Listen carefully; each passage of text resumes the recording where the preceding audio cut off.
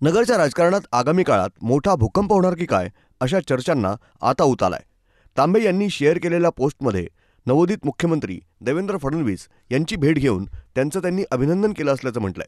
मात्र तांबे यांच्या या भेटीमुळे अनेक तर्कवितर्क लावले जात आहेत। आम्ही आपणास सांगू इच्छितो की तांबे यांनी नाशिक पदवीधर निवडणूक अपक्ष लढवली होती। तेव्हापासून सत्यजित तांबे आणि त्यांचे वडील माजी आमदार सुधीर तांबे हे काँग्रेसपासून लांब आहेत। नाशिक पदवीधर निवडणुकीच्या आधी तांबे यांचं काँग्रेससोबत थोडंसं बिनसलं होतं।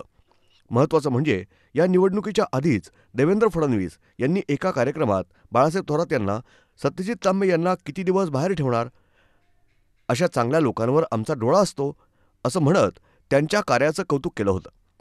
त्यावेळी सत्यजित तांबे आणि देवेंद्र फडणवीस यांच्या या केमिस्ट्रीची मोठी चर्चा झाली होती। त्यावेळी तांबे हे भारतीय जनता पक्षात जाणार की काय अशा चर्चा पाहायला मिळाल्या होत्या। माझी बाळासाहेब एक तक्रार आहे की अशा प्रकारचे नेते हे तुम्ही किती दिवस बाहेर ठेवणार आहात?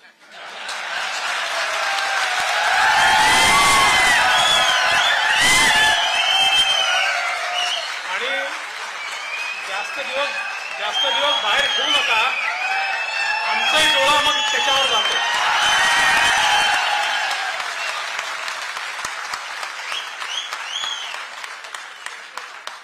पण चांगली माणसं जमाच करायची असतात। नाशिक पदवीधर निवडणुकीत सत्यजित तांबे हे अपक्ष उभे राहिलेत आणि विजयी झालेत। या विजयामध्ये देवेंद्र फडणवीस यांचाही थोडासा हातभार होता। दरम्यान तांबे यांच्या विजयानंतर देवेंद्र फडणवीस यांनी त्यांच्या कामाचं तोंड भरून कौतुक केलं होतं। तांबे यांनीही फडणवीस हे आपल्या मोठ्या भावासारखेच आहेत असं जाहीरपणे सांगितलंय। पण तरीही तांबे यांनी आमच्या घराण्यात काँग्रेसची विचारसरणी असून आपण ही विचारसरणी सोडणार नाही असं म्हणत भाजपापासून आपण वेगळेच आहोत असं स्पष्ट केलं होतं। दरम्यान आता विधानसभा निवडणुकीनंतर अभिनंदनाचं निमित्त म्हणून तांबे पुन्हा एकदा फडणवीस यांच्या भेटीला गेलेत। त्यामुळं पुन्हा एकदा नगरच्या राजकारणात चर्चांना उधाण आलंय।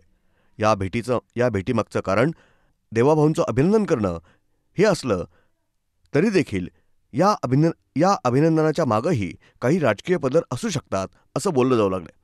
या भेटीचे फोटो प्रसारमाध्यमांमध्ये झळकल्यानंतर आगामी काळात अहिल्यानगर जिल्ह्यात काही मोठा राजकीय भूकंप होणार की काय अशा चर्चा देखील आता सुरू झाल्यात। ब्युरो रिपोर्ट, न्यूज डेस्क, महानगरची लाईफलाईन, मेट्रो न्यूज।